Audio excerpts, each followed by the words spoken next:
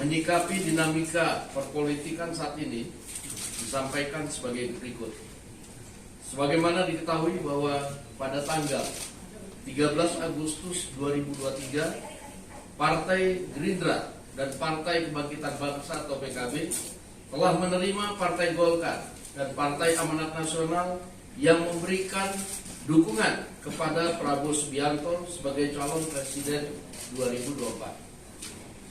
Bahwa dalam prakteknya kerjasama politik antara Partai Gerindra dan PKB belum ada yang berubah, terutama dalam hal penentuan capres dan cawapres, karena baik Partai Golkar maupun Partai Amanat Nasional menyerahkan pemilihan cawapres sepenuhnya kepada Prabowo Subianto.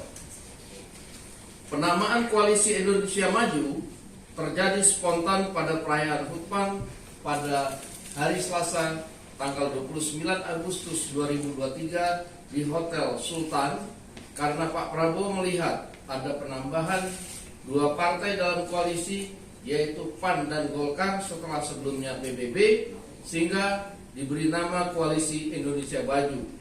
Dan sebelumnya Pak Prabowo secara singkat memberitahu dan meminta persetujuan nama Koalisi Indonesia Maju kepada Pak Airlangga Hartarto, kepada Pak Zulkifli Hasan serta Pak Yusril Iza Mahendra, juga kepada Pak Muhaimin Iskandar yang datang sedikit terlambat, dan pada saat itu Pak Muhaimin tidak menyatakan keberatannya atas pemberian nama Koalisi Indonesia Maju oleh Pak Prabowo, yang mengacu bahwa semua partai koalisi adalah bagian dari Kabinet Indonesia Maju yang sama-sama bertujuan melanjutkan program kerja Pak Jokowi.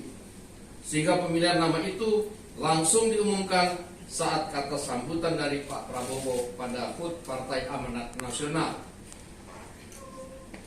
Bahwa pemberian nama Koalisi Indonesia Maju bukan berarti membubarkan kerjasama politik antara Gerindra dan PKB, serta menghilangkan hak PKB, karena sejatinya perubahan nama itu bertujuan menyolidkan 5 partai yang buat koalisi.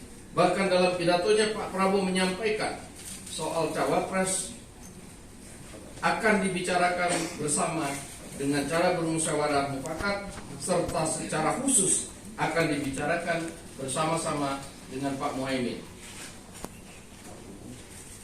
Kami selama ini tidak pernah menanggapi pernyataan elit PKB maupun Pak Muhaimin selaku Ketua Umum PKB yang merasa tidak pernah diberitahu tentang nama koalisi yang baru, atau kemudian menganggap KKIR dibubarkan karena ada nama koalisi yang baru, semata tidak pernah menanggapi untuk menjaga soliditas koalisi. Namun secara tegas kami menyatakan bahwa Gerindra tidak pernah akan melanggar perjanjian yang telah tertulis antara Gerindra dan PKB, serta kami tidak akan pernah mengkhianati dan meninggalkan kawan seperjuangan. Dengan dinamika yang terjadi terhadap keputusan yang telah diambil oleh PKB, yaitu menerima kerjasama politik dengan Partai Nasdem, sehingga otomatis menyebabkan kerjasama politik antara Gerindra dan PKB berakhir, atau koalisi KKR menjadi bubar dengan sendirinya.